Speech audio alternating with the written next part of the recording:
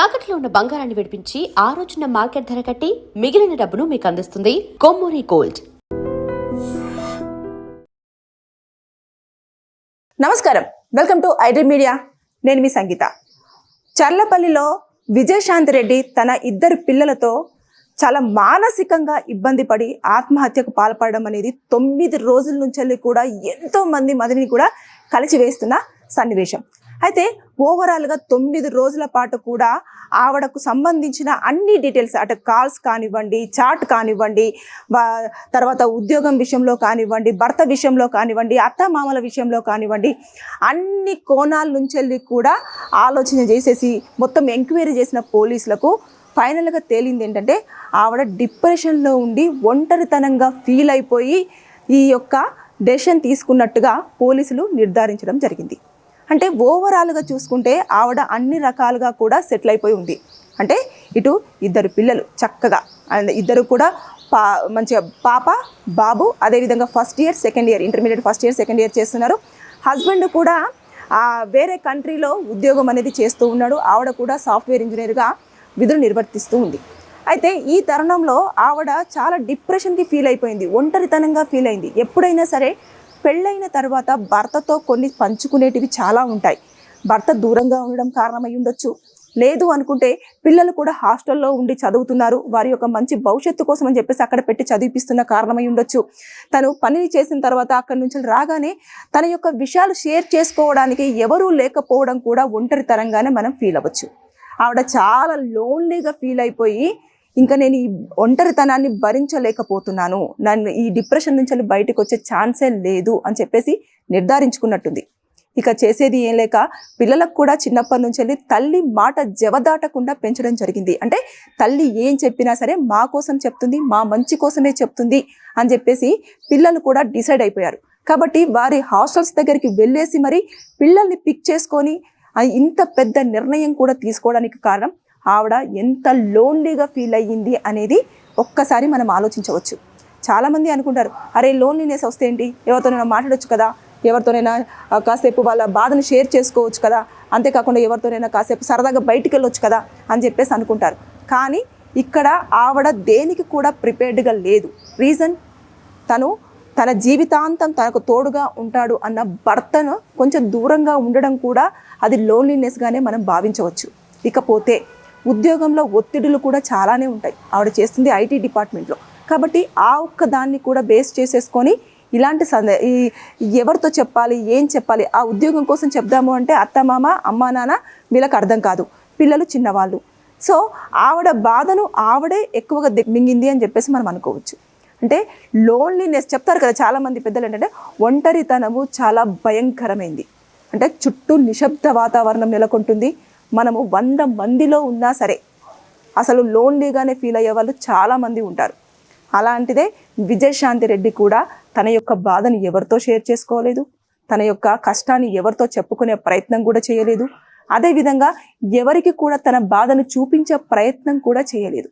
ఆవిడ ఎంతసేపు నేను చాలా హ్యాపీగా ఉన్నాను, పిల్లల్ని బాగా చూసుకుంటున్నాను, హస్బెండ్కి బాగా మంచి వైఫ్ అనిపించుకున్నాను, అత్తమామల యోగక్షేమాలు చూసుకుంటున్నాను, తల్లిదండ్రులకు మంచి కూతురుగా ఉన్నాను, ఇంతవరకు తన బాధ్యత మాత్రం 100కి 100% చాలా క్లియర్గా తను నిర్వర్తించింది.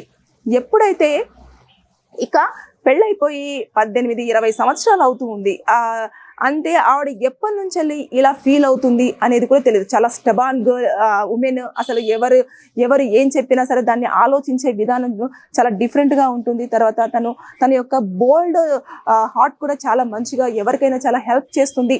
ఇలాంటివన్నీ కూడా ఉన్నాయి కదా.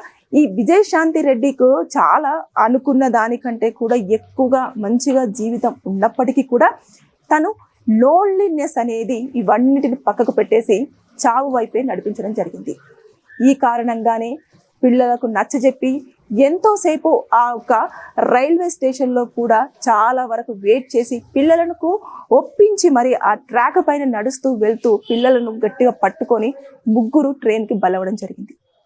ఇది ఎంత హృదయ విదారకమైన సంఘటన అంటే 9 రోజుల పాటు కూడా ఏ కారణం, ఎందువల్ల చనిపోయింది, ఉద్యోగంలో ఒత్తిడిలా, అత్తమామల వేధింపులా, భర్త ఏమైనా అన్నారా, పిల్లల చదువు కోసమా, దేని గురించి, లేదు అంటే ఇంకా ఏమైనా చాట్లో ఏమైనా తను దాచిపెట్టిందా, లేకపోతే ఎవరైనా వ్యక్తి ఉన్నారా, ఇలాంటి రకరకాల కోణాల్లో ఆలోచనలు జరిగాయి. ఈ 9 రోజుల పాటు కూడా అన్ని యాంగిల్స్లలో కూడా పోలీసులు దర్యాప్తు చేసిన తర్వాత ఫైనల్గా లోన్లీనెస్ అంటే ఒంటరితనం, నిజంగానే ఒంటరితనం ఎంత భయంకరమైంది అంటే ఒక మనిషిని చావు వైపు కూడా నడిపించే అంత శక్తి దానికి ఉంది అనేది, తనతో పాటు ఆ 2 పిల్లల్ని కూడా తీసుకెళ్లి మరణించడం అనేది అసలు ఎవరు కూడా తట్టుకోలేని విషయం. ఇంత దారుణమైన సంఘటన జరిగి 9 రోజుల తర్వాత చివరికి డిప్రెషన్, ఒంటరితనం అన్న ఒక స్టేట్మెంట్ రావడం అనేది ఎంతో మందిని కలిచివేస్తుంది. ఇకపోతే ఇంకా ఇన్నర్గా ఇంకా ఏమైనా ఉన్నాయా, ఇంకా ఏమైనా మనకు తెలియని కోణాలు ఏమైనా దాగి ఉన్నాయా అని చెప్పేసి పోలీసులు ఇప్పటికీ ఇంకా కొన్ని ప్లేసెస్లో దర్యాప్తు అనేది కొనసాగిస్తూ ఉన్నారు. కానీ ఏదేమైనా సరే కానీ ఒంటరితనం అసలు విజయశాంతి రెడ్డి కుటుంబాన్ని శోక సముద్రంలో మిగిల్చిందని చెప్పేసి మనం భావించవచ్చు. ఏదేమైనా సరే కానీ ఏదైనా బాధ ఉంటే చెప్పే ప్రయత్నం చేయండి, ఎవరితోనైనా షేర్ చేసుకునే ప్రయత్నం చేయండి.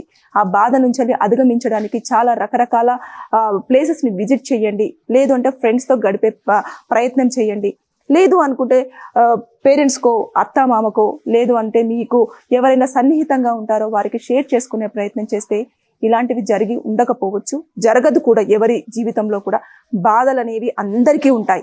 ఒంటరితనం ప్రతి ఒక్కరూ భరిస్తూనే ఉంటారు. చెప్తున్నా కదా, 100 మందిలో ఉండి నవ్వుతున్న వాళ్ళు ఒంటరిగా లేరు అని మాత్రం ఎట్టి పరిస్థితుల్లో మనం అనుకోకూడదు. వారు కూడా ఒంటరితనంలో ఉంటారు. కాకపోతే వారిని వారు బయటికి తీసుకొచ్చుకోవడం కోసం నవ్వును బయటికి ప్రదర్శిస్తూ వారి ఒంటరితనం నుంచి బయటికి రావాలన్న ప్రయత్నం చేస్తూ ఉంటారు. ఇక్కడ చూసుకుంటే విజయశాంతి రెడ్డి తన కూతుర్ని, కొడుకుని ఇద్దరికి కూడా నచ్చజెప్పేసి వారికి వద్దు అని కంటతడి పెట్టుతున్నా సరే వారిని నచ్చజెప్పి మరి చావు మార్గంలో నడిపించేసి ముగ్గురు నేను లేకపోతే పిల్లలు ఏమైపోతారో, వాళ్ళు కూడా ఒంటరిగా మిగిలిపోతారు, ఒంటరి జీవితం నేనే గడపలేకపోతున్నాను, నా పిల్లలు అసలు గడిపే ఛాన్సెసే ఉండవు అని చెప్పేసి అనుకుందో ఏమో.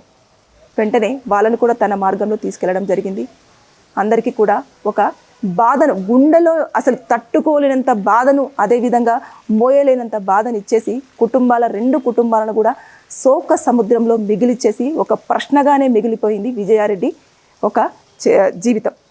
ఏదేమైనా సరే కానీ ఒంటరితనం కారణంగా విజయారెడ్డి తన 2 పిల్లలతో మరణించడం అనేది చాలా హృదయ విదారకమైన సంఘటన. ఎవరైనా సరే ఒంటరితనాన్ని అధిగమించాలి అంటే ప్లీజ్ వేరే వైపున మీరు ఎలా బయటికి రావాలని ఆలోచించాలి తప్పించి విజయారెడ్డి లాగా మాత్రం ఆలోచన చేయొద్దని నేను వీడియోలో మీకు కోరుకోవడం జరుగుతుంది. Thank you. And for more videos, Please subscribe to iDream. Please subscribe to iDream. Please subscribe iDream. And please subscribe to iDream. For more videos, subscribe to iDream. please like, share and subscribe to the channel. Congratulations, iDream. Subscribe to iDream.